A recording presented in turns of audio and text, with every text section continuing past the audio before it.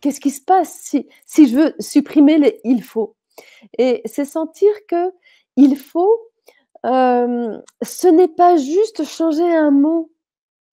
Je pourrais éventuellement dire: «Qu'est-ce que j'ai envie de faire?» ou «Qu'est-ce que je vais faire?» ou des choses comme ça. Mais ça suffit pas de changer le mot. C'est-à-dire si effectivement dans «Ouais là, qu'est-ce que j'ai envie de faire?» Ben, j'ai envie de faire la cuisine ou j'ai envie de faire la vaisselle. Vous rendez bien compte que c'est pas un vrai, envie que j'ai à l'intérieur de moi. C'est quelque chose qui est que j'ai à faire et je trouve des moyens pour essayer que dans les mots, ça passe mieux. Mais dans mon corps, ça va pas forcément mieux passer. Et ce qui est important, c'est ce qu'on vit dans notre corps. Et là, ce qu'on va aborder ce soir, c'est vraiment comment est-ce qu'on va transformer ça dans notre corps. C'est quelque chose qui n'est pas facile parce que la société, avec l'éducation, avec notre héritage familial, notre héritage culturel, quand vous regardez derrière vous, euh, on a des millénaires et des millénaires de devoirs, labeur, douleur, obligation, sens du sacrifice et c'est quelque part grâce à ça que nos ancêtres ont survécu. Parce qu'effectivement, ils devaient survivre à l'époque de nos, grands-parents, arrière-grands-parents et encore plus loin si on remonte dans des millénaires. Il était une question de survie et pour survivre, eh ben, il fallait se battre. Donc, il fallait se battre. Il y avait ces il faut. Si on ne le faisait pas, on risquait de mourir. Ou nos enfants risquaient de mourir, ou l'ethnie risquait de mourir, la communauté risquait de mourir. Donc, effectivement, on a un héritage de devoirs et d'obligations qui est monumental. C'est ce qui fait que ce n'est pas facile à changer et à finir avec les il faut, à tourner cette page-là. C'est vraiment pas facile parce qu'effectivement, c'est comme si on avait à ouvrir une nouvelle voie dans la manière de vivre. Et moi, ce que j'ai noté, c'est que ce que j'ai observé, c'est que le il faut c'est comme si: «Il faut que je fasse ça, il faut que je fasse ça, il faut je» ça m'amène toujours sur quelque chose qui est à l'extérieur de moi. Même si je vais faire quelque chose pour moi, il faut que je prenne ma douche, il faut que c'est pour moi, mais ça n'empêche que ça me projette dans un espace qui n'est pas celui qui est là. Ça me projette sur des choses qui sont à l'extérieur. Or, dès l'instant où je suis projetée dans des choses qui sont à l'extérieur, je suis pas avec moi, donc je suis absente. Absente. Il y a personne qui est là, dans le présent avec moi. Donc la grosse difficulté, c'est qu'effectivement, en finir avec les «il faut», ça pose cette question de comment est-ce que je peux revenir à être présente à moi? Et ça, c'est juste, ça peut être un projet de vie, c'est ce que l'on cherche, c'est ce que des tas de sages, de maîtres, yogis et autres ont cherché, c'est la présence à soi. Donc on se rend compte que lâcher les «il faut», qui nous encombrent, bah, ça nous met face à quelque chose qui, des fois, nous fait très peur et qu'en même temps, ben, les «il faut» puisque là, ce soir, c'est la dernière des webconférences du cycle du Be Wave. Vous savez qu'il y a le cycle du Be Wave et le cycle du bonheur qui sont entrelacés dans ces 12 webconférences que j'avais proposées en 2018. On arrive sur la fin et là, c'est la dernière sur le B-Wave, donc ce cycle avec les 5 dynamiques du B-Wave. Et là, c'est la dernière des dynamiques. C'est pas pour rien que je la mets à la fin. C'est la dernière et c'est elle qui nous ramène dans le concret. On a vu que dans les dynamiques, il y avait la gardienne du trésor qui nous donnait du sens à ce que l'on faisait, qui nous remplissait, qui nous donnait confiance et qui permettait qu'ensuite on parte avec l'explorateur pour nous ouvrir et vraiment nous lancer dans la vie, lancer nos projets, avoir de l'audace. Et ensuite qu'il y avait le cœur majesté, le roi-reine qui effectivement nous permettait de régner et de nous redresser, de prendre notre responsabilité et de faire nos choix dans la vie, de retrouver notre dignité, de revenir sur nos terres.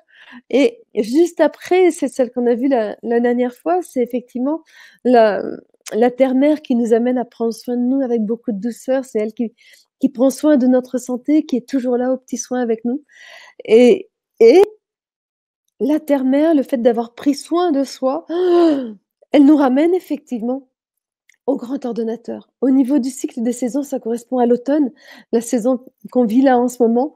Pour les femmes, le cycle menstruel, c'est la phase prémenstruelle et pour le cycle de vie, pour les femmes, c'est le virage, ça se fera au niveau de la ménopause.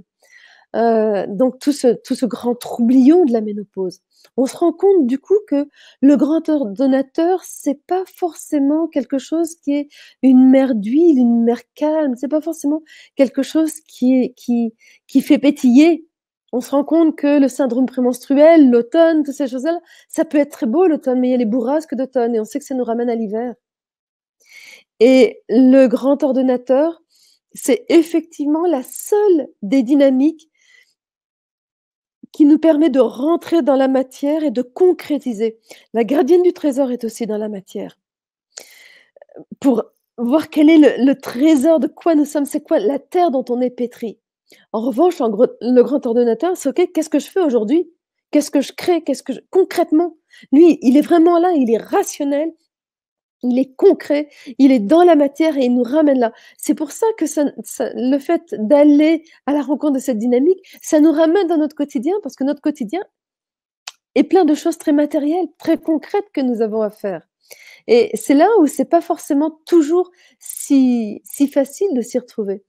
Le grand ordonnateur, il peut être très froid, il n'a pas forcément beaucoup d'état d'âme, il a une endurance incroyable. Moi, j'ai un aspect grand ordonnateur qui a été pendant des années vraiment, très prédominant dans mon paysage des 5 dynamiques. Et effectivement, je le connais bien avec une endurance incroyable, un sens de la besogne. Effectivement, le devoir, il a pas peur. Il peut vraiment s'épuiser à la tâche. Il aime finir les choses, besoin de terminer, et que tant que c'est pas terminé, on continue. Avec en même temps, souvent, une notion de perfectionnisme qui peut vraiment faire que c'est jamais terminé. Donc on continue toujours et il peut vraiment s'épuiser à tout ça. Heu, il peut y avoir aussi l'excès inverse, c'est qu'il dans le grand ordonnateur, il y a aussi quelque chose comme à l'automne, il y a le fait d'épurer, de laisser partir les feuilles mortes, les choses comme ça et du coup, le grand ordonnateur, il peut aussi, être très froid, se couper de tout et ça peut être l'ermite qui n'a besoin de rien, qui est détaché. Mais à ce moment-là, il s'est déconnecté de la matière. Et des fois, ça nous est arrivé de le faire parce qu'on s'est coupé de tout le côté matériel, de tout le côté vraiment terre à terre. On s'en est coupé. Donc, on a l'impression qu'on est au-dessus de ça, éventuellement.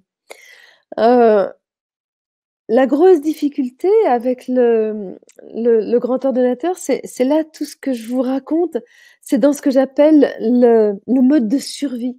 C'est-à-dire ce mode qui est très besogneux, ce mode qui est beaucoup dans je suis victime de quelque chose, je peux être, sauveur, je peux chercher à sauver le monde. Il y a cette notion de triangulation, mais je subis les choses, je me sacrifie. Tout ça, c'est beaucoup le domaine de la survie avec encore une fois, cette notion d'obligation, de, de devoir, de labeur et de douleur, de tension, de douleur, de pression, de tout le stress qu'il peut y avoir. Tout ça, c'est le monde de la survie et le grand ordonnateur, ben, il est au milieu de tout ça.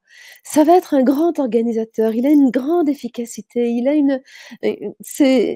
peut être extrêmement, il va planifier, il va me mettre dans des cases, il est génial par rapport à ça. Sauf qu'il peut y consacrer toute sa vie et s'y enterrer si effectivement quelqu'un qui serait quasiment du 99% grand ordonnateur, il peut vivre dans une cave, il s'en moque, il regarde pas le ciel, il a pas cette ouverture-là, il rêve pas, il connaît pas le pétillant, il faut faire, c'est ça. Ça, c'est le grand ordonnateur dans un monde de survie. En revanche, le grand ordonnateur dans un mode de vie, waouh! Il va nous amener à la simplicité. Il va nous amener à être direct, vraiment à aller droit au but, à ne pas se perdre en chemin dans de multiples discussions, de multiples explications. Non, c'est droit au but. Il a une efficacité incroyable et il peut vraiment avoir une efficience. Et ce qui commence à émerger tout doucement dans ces grands ordonnateurs de vie, on ne connaît pas trop les systèmes de vie, donc ce sont des espaces à ouvrir. Et là, ce que je vois, c'est qu'il y a la des espaces de procrastination qui sont présents et qui peuvent être juste, si on le regarde du côté du grand ordonnateur, c'est le fait que, comme le chat qui dort, qui est complètement il bouge pas, il est complètement détendu. En revanche, quand c'est le moment, pouf! Il il saute, il bondit, il agit, il y est et il y est à 100 et il a attrapé la souris. Dire que le grand ordonnateur a cette efficacité, cette clarté, heu, qui peut vraiment l'amener à pouvoir avoir ce que j'appelle un one shot. C'est en un seul coup, il a fait ce qui était à faire. U une rapidité redoutable, déconcertante pour notre mode de fonctionnement d'aujourd'hui. Parce qu'on se dit: «Mais c'est pas possible». En revanche, il ne reviendra pas dessus parce qu'il sait que c'est juste et que c'est dans la justesse. Donc ça, il peut y avoir, je dis pas que c'est tout le temps comme ça parce qu'on est en train d'ouvrir cet espace-là, mais un espace de procrastination qui semble être de la procrastination, mais qui effectivement, si le grand ordonnateur est pleinement là, qu'il est en même temps en lien avec les autres dynamiques du B-Wave, et ben, ça permet que c'est comme s'il se mettait en grande disponibilité pour que quand tout est aligné et que la porte s'entrouvre, vroom, il fait ce qu'il a à faire. Et à ce moment-là, il y a aucun obstacle, il y a une fluidité incroyable. C'est comme si, wow, toutes les cartes sont hop, se déroulent et c'est clair, c'est juste. Donc ça, c'est voilà, le grand ordonnateur qui nous ramène à l'essentiel, qui nous ramène à une hyper présence et une hyper efficience. Mais là, moi, j'en suis pas encore là. Je sais pas vous, mais voilà. Donc ce qu'il va y avoir, c'est comment est-ce qu'on va pouvoir passer du grand ordonnateur de la survie au grand ordonnateur de la vie? Et là, moi, je me suis rendu compte que la première chose, c'était une histoire de décision, une histoire de choix. Il est nécessaire que je décide. Et ça, c'est mon cœur majesté, c'est mon roi reine qui va m'aider dans ce choix-là et qui va vraiment me soutenir à ce que je puisse changer cet énorme processus de vie, de manière de vivre. Il y a aussi le fait que ça va m'amener à donner du sens à tout ce que je fais. Et ça, c'est la gardienne du trésor qui va m'aider à donner du sens à chacun de mes actes, chacun de mes gestes, même simplement le fait de faire la vaisselle, le fait de faire la ménage, le fait d'essuyer la table, des choses comme ça. Quel sens ça a? Ça va aussi m'amener à amener de la joie à mon grand ordonnateur, à trouver des chemins plaisants pour faire ce que j'ai à faire, même ma comptabilité, même ma déclaration d'impôts. Et ça, c'est mon explorateur qui va m'aider à ça. Et après, ben, dans ce changement de processus, ça va me demander aussi d'avoir une infinie patience et une infinie bienveillance, avec beaucoup d'indulgence par rapport à moi. Parce que, je vous l'ai dit et vais encore vous le répéter, ce n'est pas un changement qui est facile. C'est une transformation, c'est une méga transformation de votre système. Et du coup, c'est comment y aller pas à pas. Et ça, avec cette infinie patience, cette indulgence, ben, c'est la reine qui effectivement va vous accompagner là-dedans. Donc voilà, si effectivement ça vous parle d'en finir avec les «il faut», c'est un chemin passionnant, parce que c'est un chemin qui vous ramène vers vous et vers ce qui est essentiel à l'intérieur de vous, ce qui fait sens, ce qui fait que vous avez envie de vous lever le matin et que ça pétille à l'intérieur de vous. Et voilà, pour moi, c'est ce grand ordonnateur, il va me permettre d'avoir les pieds bien sur terre, de pouvoir concrétiser mes projets, de pouvoir les finaliser sans me tuer à la tâche, mais en ayant vraiment plein de joie dans ce que je fais.